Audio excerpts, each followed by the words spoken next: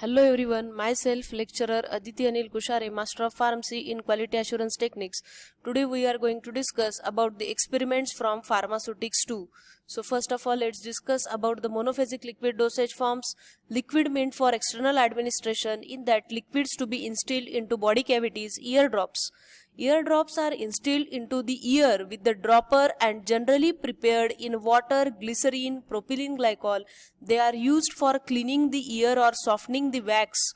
Recommended containers for ear drops are colored fluted glass bottle fitted with a dropper in a cap, and special labeling instructions for ear drop are for external use only.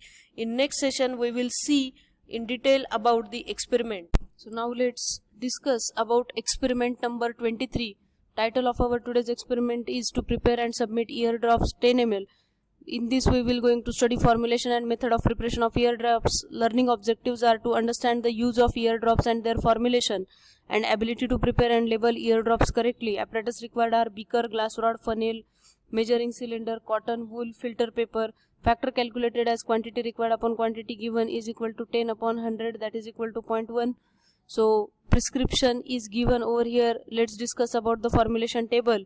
Type, that is use or role of ingredient. Translation means the name of ingredient. Quantity given in the imperial system for 30 ml, quantity taken in the given in the metric system for 30 ml, and quantity taken in metric system for 10 ml. So for in this directly we have quantity given in the metric system. So let's see. Boric acid used as antiseptic, quantity given 2%. 2% means 2 gram in 100 ml. So for 10 ml we have to take 0.2 gram as multiply it with factor. Alcohol 95% used as a preservative and co-solvent, quantity given 20%, so multiply it with factor, we will get 2 ml. Water used as a vehicle, it is added to make up to 100%, and we have to prepare 10, so that's why we have to add up to 10 ml. Direction, 3 or 4 drops to be placed in each ear occasionally. For performing actual experiment, let's move towards laboratory. So now let's move for performing actual experiment in laboratory. So we have this boric acid which is previously weighed. This is ethanol 99% from which we prepared the 90% alcohol. This is a purified water. So first of all we are going to add this boric acid into this purified water and let's dissolve it.